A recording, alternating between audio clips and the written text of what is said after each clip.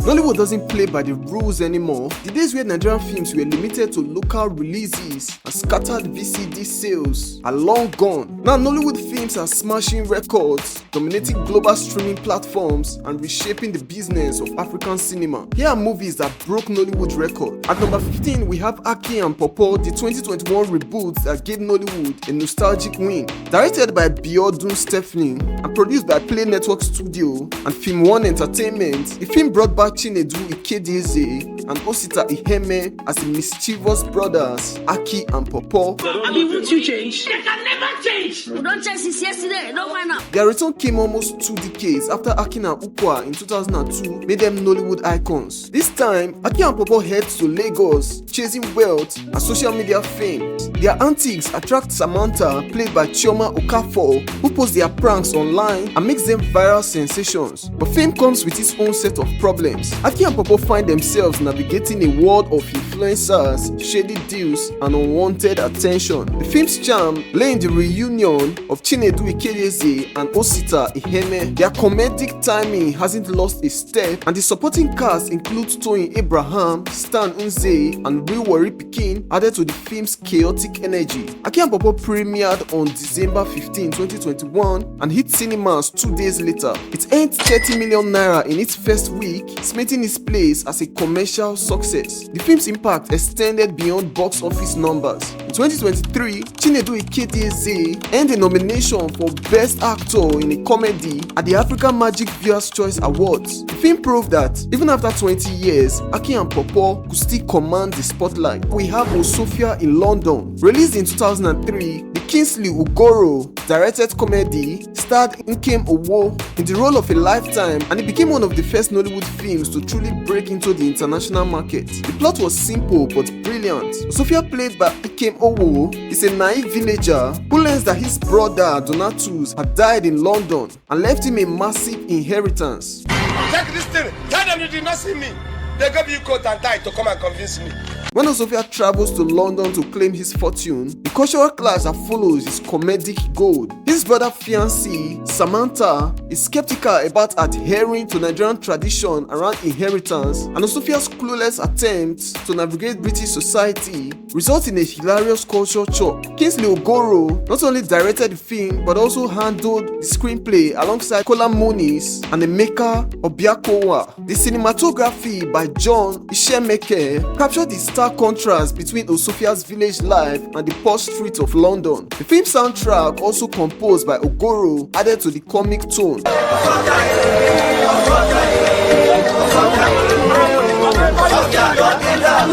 The cast featured a mix of Nollywood talent and British actors. Mara Dewent as Samantha, Charles Angiama as Mr. Charles, Cynthia Okereke as Rema, and Francis Odega as Obekwe. Owo's comedic timing and charisma carried the film, but the supporting cast gave it depth and heart. Film's success was immediate. It became one of the highest selling Nollywood films in history, solidifying Nkem Owo's status as a comedic icon. The soundtrack, which included the viral hit I Could Chop Your Dollar, became a sensation on its own. The sequel, Osophia in London 2, dropped in 2004. Awards rolled in. At the 2005 African Movie Academy Award, it won the Best Original Soundtrack and earned a nomination for Best Sound. The UK Screen Nation Film and TV Awards in 2004 made it the Best African Film. Even though 2 decades later, Osophia in London remains one of the most influential Nollywood films ever made. It was released when social media wasn't even a popular thing, but the movie was watched all over. At number 13, we have Sugar Rush was Premium Adrenaline. Released in December 2019, it came with a different flavor. The crime caper dressed up in humor and sleek action.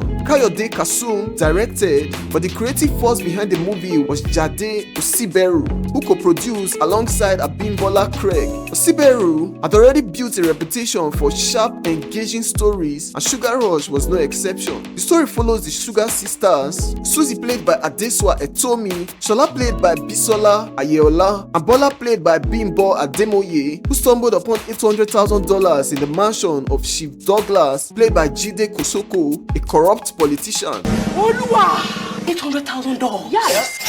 Their decision to make the money set off a dangerous chain reaction. The EFCC gets involved, criminals start closing in, and suddenly the sisters are forced to pull off a high-stake heist from White Lion played by Banky W.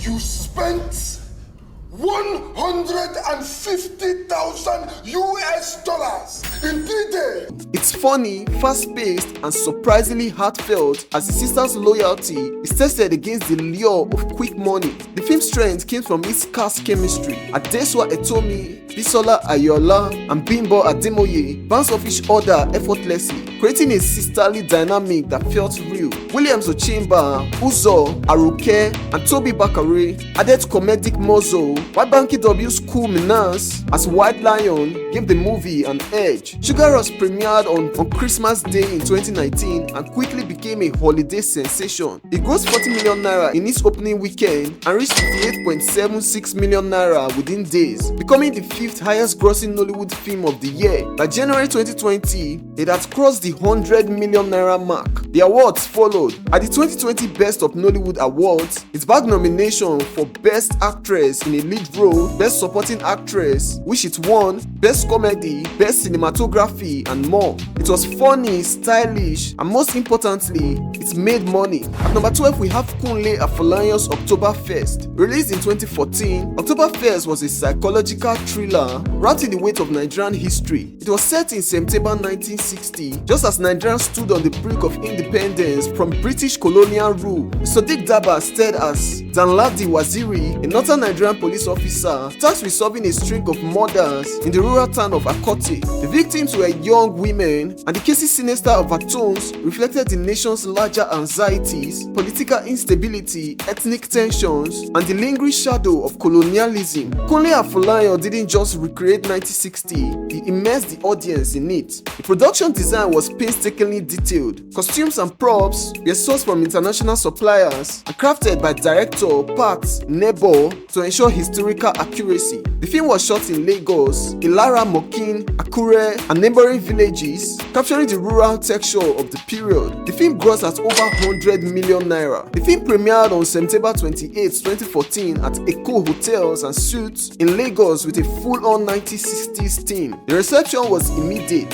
It won Best Feature Films and Best Screenplay at the African International Film Festival. The 2015 AMVCA were swept Best Movie of the Year, Best Director, Best Actor Sadiq Daba, Best Actress Kehinde Bankole, Best Sound Editing, and Best Act Direction. Oktoberfest became one of the first Nollywood films to land on Netflix, introducing Nigerian cinema to a global audience. At number 11, we have Living in Bondage, Breaking Free. Released in 2019, this movie was directed by Ramsey Noah in his directorial debut. The film picked up 25 years after the original Living in Bondage way back in 1992 had redefined Nollywood storytelling. The sequel wasn't just about nostalgia, it dug deeper, exploring the dark intersections of ambitions, wealth, and the supernatural with a fresh modern age that resonated with a new generation of viewers. On the 50 million, I swear to God, one At the heart of the Breaking Free was Nnamdi Okeke, played by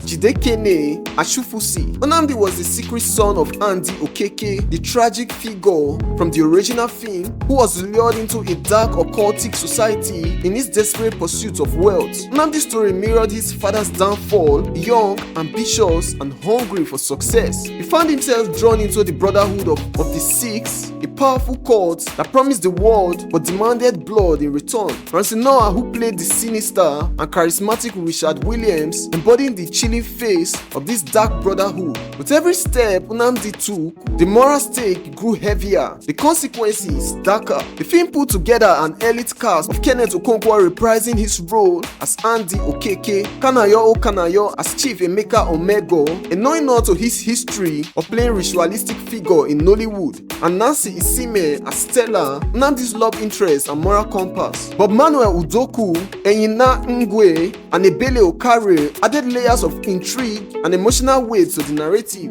Filmed across Lagos, Owerri, and Durban, the movie paused with atmospheric tension, thanks in part to George Callis' haunting musical score and the sleek cinematography that blend urban gloss with sinister undercurrents. It wasn't just a story that captivated audiences, it was the execution. Ramsey Noah didn't hold back. The pacing was tight, the tension relentless, and the supernatural elements were rendered with a finesse that elevated the genre. The film felt polished but raw, sleek but emotionally grounded. The box office numbers confirmed its impact, leaving in Bondage breaking free 25.5 million naira in its opening weekend, setting a record for the highest opening for a Nigerian film in 2019. By the end of its first week, the total had 48.6 million naira. It finished its theatrical run with 168.7 million naira, securing its spot as the 11th highest grossing Nigerian film of all time at that point. The critical recognition was just as impressive. At the 2020 Best of Nollywood Awards, the film scored nominations for Best Special Effects, Best Makeup, Best Editing, Director of the Year, and Movie of the Year. The African Magic's Viewers' Choice Awards followed with more accolades, nominations for the Best Overall Movie, Best Movie West Africa, Best Director,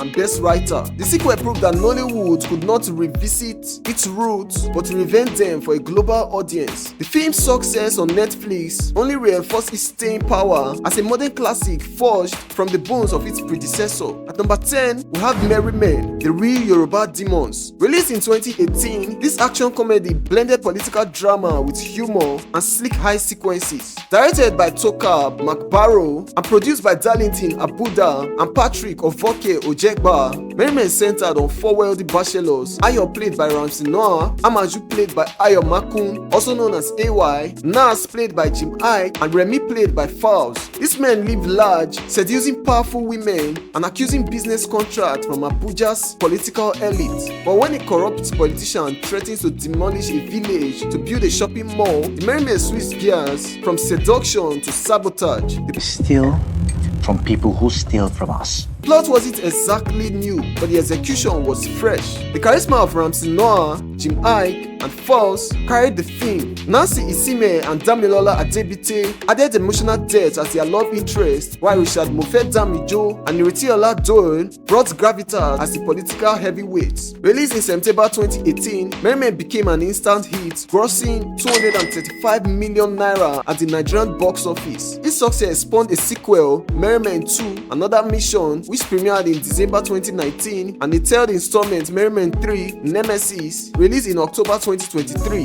What started as a story about shamming rogues turned into one of Nollywood's most successful franchises. At number 9, we have King of Boys. The King of Boys hit Nigerian cinemas in October 2018. It was a hit. Kemi Adetiba wasn't a new name. She had already proven her directing prowess with The Wedding Party in 2016, but King of Boys was different. Grittier, darker, more ambitious, a political thriller that didn't just entertain but peeled the back layer of Nigeria's political and social underbelly. And at the center of it all was Sola Sobowale, fierce, vulnerable, and absolutely unstoppable. Eniola Salami, played with raw intensity by Sola Sobowale, was a businesswoman and philanthropist with political ambition. God's worst punishment in a person.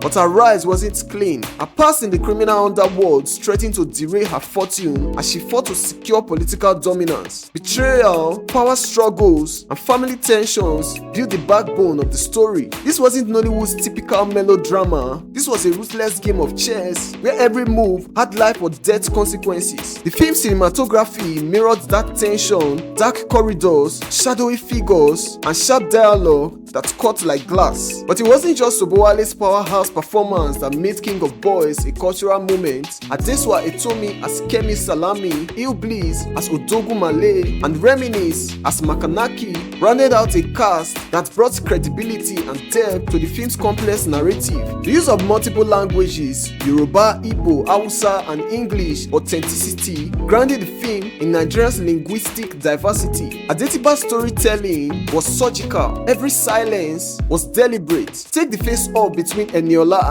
and Aduke, played by Tony Stones, an electric confrontation that reveals the moral cost of power. Or the ambush scene where Makanaki Kanaki's betrayal shatters the fragile balance of power. Adebite didn't just craft a crime thriller, she created a political opera where loyalty was currency and betrayal was inevitable. At the box office, King of Boys was unstoppable. It grossed approximately 245 million naira, becoming one of the highest grossing Nigerian films of its time. It landed among the top 10 films of 2018 according to the news agency of Nigeria. Shola Sobowale's performance earned her the African Movie Academy Award for Best Actress in a Leading Role. Adesuwa Etomi bagged the Best Actress in a Supporting Role. The film swept nominations at the African Magic Viewers' Choice Awards, including Best Director for Adetigba and Best Soundtrack for Original Gangster by Ses, Reminisce and Adekunle Gold. King of Boys didn't just perform well, it rewrote the rules of Nollywood's crime genre, and Adetigba wasn't done. 3 years later, she released King of Boys, The Return of the King on Netflix, the first Nigerian Netflix original series. It wasn't just a sequel, it was a statement.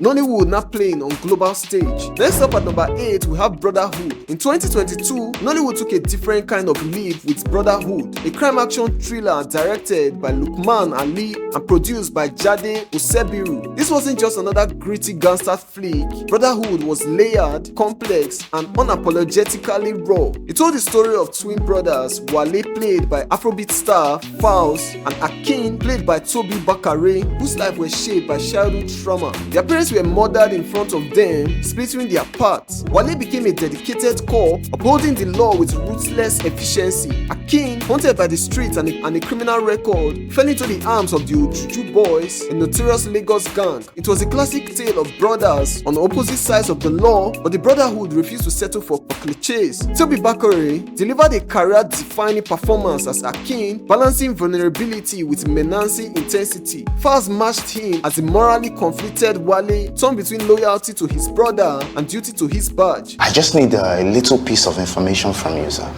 Who are the Ojuju Boys? Ojuju Boys.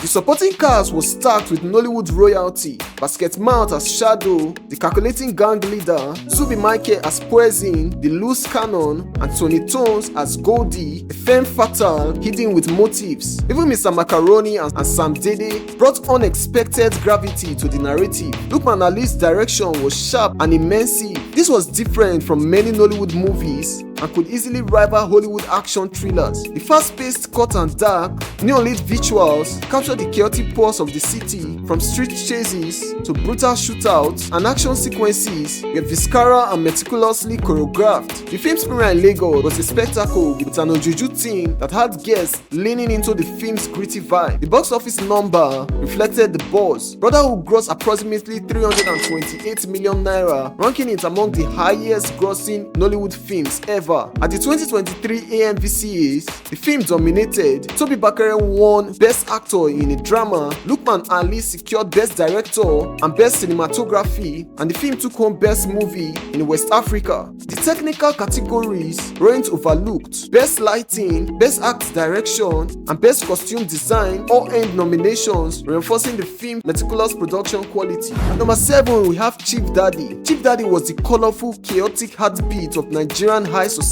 Directed by Niyi Akimolayan and produced by the powerhouse Ebony Life Films, Chief Daddy was a comedy drama that explored what happened when old money collides with new drama. The plot was deceptively simple. A billionaire industrialist dies suddenly, leaving behind a tangled mess of mistresses, extended family members, and business partners, all vying for a piece of his fortune. What followed was a riot of secrets, betrayal, and revelations, all laced with humor and just enough emotional weight to keep the audience hooked. The cast was a who's who of Nollywood royalty. Funke Akindele, Kate Henshaw, Duke Silva, Richard Mofe-Damijo, and Patience Uzokwo anchored the narrative, but it was the chemistry between the ensemble that made the film sparkle. Akindele's comedic timing as Tinu Beckcroft was pitch perfect, while RMD's swift portrayal of Tega Castle added the right amount of gravitas. The film's strength lies in its ability to balance humor with genuine emotional moments. The scene where the family discovers Chief's secret marriage, not to the baby mama they expected, was classic Nollywood. Shock, anger, confusion are all delivered with comedic flair. But it wasn't just the storyline that made Chief Daddy a record breaker, it was the film's accessibility. Oh Lord, You are our beginning and our end. Premiering in Lagos on December 14, 2018, the event was a star-studded affair drawing over 14 Nollywood A-listers. It was released globally on Netflix 3 months later, opening up Nollywood to an international audience. And the numbers reflected that impact as it put 387 million naira at the box office, making it one of the highest grossing Nigerian films at the time. Ebony Life film has struck gold. Film's financial success wasn't just about star power, it was about the growing global appetite for authentic Nigerian stories. Nollywood wasn't just a local industry anymore, it was exporting culture. At number 6, we have Love in Every Word. Released directly on YouTube in March 2025, the romantic drama pulled out something few Nollywood films have managed: immediate, unstoppable momentum. Produced by Omoni Oboli and written by Mfom Abasi, Michael Inyang, the film tapped into the complexities of modern relationships with raw honesty and emotional depth. At the heart of it is Chioma, played by Bamike Bam Bam Olawunmi, a young woman navigating the pressure of a toxic work environment and an emotional, draining relationship. Enter Odogu, portrayed by Uzo Aruke, a stabilizing yet equally complex presence. Their connection isn't easy, but it's real, marked by moments of vulnerability and miscommunication that mirror real-life relationships. The film doesn't lean on over-the-top drama or exaggerated conflict. It tries on subtle emotional beats, the unspoken weight between words. Director Stanley Obi captured these moments with sharp yet understated precision. The tension in the room when Chioma and Odogu locked eyes, the fragile tenderness of their shared laugh, the frustration in Chioma's voice when Odogu doesn't quite get it, all of it is painfully real. An audience felt it. 3 days, that's how long it took for Love in Every Word to hit 4.3 million views on YouTube. Nollywood has seen fast-rising films before, but this was different. No theatrical release, no Netflix deal, just YouTube and a wave of organic traction. As of now, the film has surpassed 80 million views and counting. That's not just a big number, that's a cultural moment. TikTok, X, formerly Twitter, and Instagram exploded with fans' reactions. Emotional scenes, character quotes, and fan-made skits flooded social media. Viewers dissected Chioma and Odogu's every interaction, turning the film into more than a story. It became shared emotional currency. The financial implications are even more impressive. YouTube's ad revenue means Love in Every Word likely generated over 300 million naira. That's without a single ticket sold in cinemas. For a Nigerian drama to make that kind of money without stepping into a theater is unheard of. At number 5, we have The Wedding Party. Directed by Kemi Adetigba and released in 2016, the romantic comedy broke records, redefining the Nollywood box office landscape. Set against the backdrop of a lavish Lagos wedding, the film follows Duni Koka, played by Adeswa Etomi, and Dozie Onwuka, played by Banky Wellington or Banky W, as their families clash during the chaotic lead-up to their wedding. Cultural differences, family drama, and unexpected guests created a wide wind of comedic moments and heartfelt revelations. That didn't just happen. It's not that bad. Harrison, let's go. Abi, I should call my tailor. The cast was top tier. Richard Mofedamijo, Sola Sobowale, Ireti Doe, Ali Baba, Porobome, and Zena Balogun all delivered standout performances. The numbers were massive. Opening weekend, it got over 36 million naira, a new record at the time. Total grossing was approximately 452 million naira, making it the highest grossing Nigerian film at the time, until Omo Ghetto dethroned it. The sequel, The Wedding Party 2, also smashed records, confirming the franchise's dominance. Critics and audiences alike praised The Wedding Party for its sharp writing, luxurious production design, and authentic portrayal of Nigerian wedding culture. Its success opened doors for Nollywood films to expand into global markets and show that Nigerian romantic comedies could be just as bankable as Hollywood blockbusters. At number 4, we have Lionheart. This movie was Nollywood's come-out party on the global stage, premiering at Toronto International Festival in September 2018 and landing on Netflix Netflix in January 2019, Lionheart was one of one. Jenifa Nnaji didn't just direct it, she crafted a film that blended Nigerian cultural authenticity with universal storytelling. Written by a team that included Chini Onwugbenu, Ishaya Abako, and CJ Obasi, Lionheart follows Adeze Obiagu, played by Jenifa Nnaji herself, as she steps off to save her father's transport company after he falls ill. But there's a twist. Instead of naming Adeze as interim boss, her father appoints her eccentric uncle Goswi, played by Ikem O. Adeze's journey balancing her professional competence with a societal expectation of a male-dominated business world became a reflection of broader themes of gender, family, and resilience. Peter Doshi as Chief Ernest Obiagu and Oyeka Owenu as Mrs. Obiagu anchored the film with generational gravitas, while Ikem O brought the comedic touch that balanced the heavier themes. Tell us how bad the numbers are.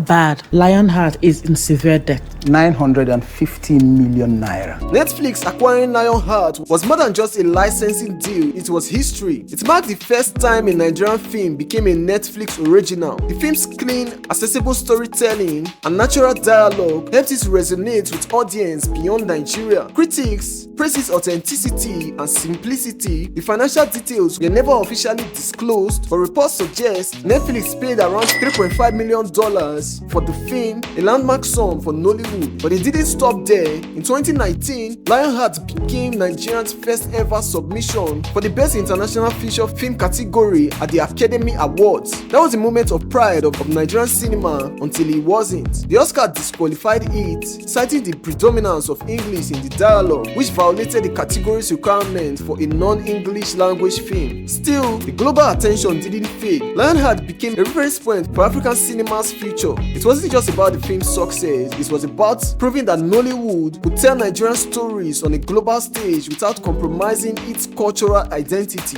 The limited theatrical release in Nigeria 200 million naira, but the Netflix deal and the global exposure it created were the real wins. At number 3, we have Omo Ghetto. In December 2020, Omo Ghetto, the saga, hit Nigerian cinemas like a storm, loud, fast, and impossible to ignore. Directed by Funke Akindele and JJC Skills, the film served as a sequel to the 2010 trilogy Omo Ghetto and quickly became a hit. At the center of it was Lefty, played by Funke Akindele herself. Lefty, renamed Shalewa, is the undisputed queen of the ghetto and the leader of the fierce Askamaya Bees. Her twin sister Ayomide lives a refined and sophisticated life, the complete opposite Lefty's chaotic, street-hardened existence. What you're doing is not right. What I'm doing is not right. Yes, I know. I'm Lefty, so what I'm doing is left. The story revolves around the tension between these two worlds as Lefty finds herself caught between loyalty to her sister and the pull of the streets. Family, crime, and sisterhood. The film fused these themes with a mix of raw grit and humor that struck a chord with audiences. After 10 weeks in theaters, Omo Ghetto, the saga crossed the 600 million naira mark, eventually grossing over 630 million naira by April 2021, the highest grossing Nigerian film of all time at that point. Recognition followed. At the 2021 African Movie Academy Awards, it was nominated for Best Actress in a Leading Role. Funke Akindele Best Nigerian Film and Achievement in Editing. The 2022 African Magic Viewers' Choice Awards saw Akindele win Best Actress in a Comedy, while the film also picked up Best Makeup Abiodun Balogun. Several other nominations, including Best Costume Design and Best Overall Movie, highlighted its industry dominance. At number 2, we have Everybody Loves Jenifa. This movie hit Nigerian cinemas in December 2024. Funke Akindele had already built an empire with the Jenifa franchise, turning the quirky, lovable character into a household name. But this time, she wasn't just bringing Jenifa back, she was raising the stakes. Co-directing with Tunde Alaoye and co-writing the screenplay with Collins Oko and Akinlabi Oshola, Akindele ensured that this third installment would be the biggest yet, and she wasn't wrong. The movie picks up with Jenifa in a good place, her foundation is thriving, and her community respects her. Then the lobster, played by Stan Nze, arrives and everything shifts. Lobster is charismatic and generous and quickly becomes the new hero of the neighborhood. Jenifa, threatened and desperate to protect her reputation, gets caught up in a rivalry that tests her integrity. Things spiral further when a drug-related scandal threatens to destroy everything she's built. When they go cook me or what got this Ghana? The star-studded cast played a big part in the film's success. Funke Akindele naturally shined as Jenifa, but Stan Nze got the perfect mix of charm and menace as Lobster. Falz returned as Shege, adding his unusual comedic flair, while Nancy Isime, Jackie Appiah, Omawumi Dada, Patience Uzokwo, Julania Olayode, Lai Wasabi, and Toby Makinde rounded out a powerful ensemble. Lateef Adedimeji's supporting role was quite a standout, adding depth to an already layered story. The film's production took place in Lagos and Ghana, capturing the vibrancy and grit of both locations. It premiered at IMAX Cinema on December 8, 2024, before rolling out across Nigerian cinemas on December 13 and hitting the UK a week later. Buzz was immediate. Within 12 days, Everybody Loves Jenifa had crossed 500 million naira at the box office. By day 19, it hit 1 billion naira, becoming the fastest Nollywood film to reach that milestone. Funke Akindele didn't just give fans another Jenifa movie, she gave them a record breaker. At number 1, we have A Tribe Called Judah. This was the moment Nollywood officially entered the billion naira club. Released in December 2023, it wasn't just a box office hit, it was history. Directed and starring Funke Akindele, the film captured the pulse of contemporary Nigerian society, weaving themes of family, loyalty, and survival into a tightly wound narrative. The story followed Jedida Judah, a single mother raising 5 sons from different fathers, each representing Nigeria's diverse tribes. When Jedida is diagnosed with a chronic kidney disease, her son's diverse plan to raise money for her treatment, a plan that plunges them into unexpected trouble. The film balanced humor and drama with surgical precision, exploring the bonds of brotherhood and price of sacrifice. Do you want to attack me? No, sir. Then why? Are you a he good? Akindele was brilliant as Jedida, vulnerable yet fiercely protective of her sons. Timini Egbosun, Jide Kene Ashufusi, and Toby Makinde delivered layered performances as the Judah brothers, each navigating personal struggles while trying to save their mother. From the opening weekend, A Tribe Called Judah was on fire. It grossed over 113 million naira in its first week, the highest opening for a Nigerian film. But that was just the beginning. Within weeks, it crossed the billion naira mark, becoming the first Nollywood film to do so. The billion naira threshold meant Nollywood had now proven it could compete with the biggest global film industry on its terms. Akindele's achievement was groundbreaking. She had directed and starred in a film that wasn't just commercially successful, it was culturally resonant. So if you enjoyed the video, kindly click on the subscribe button and like, then click on the end screen on your left to know everything about the cast of Love in Every Word.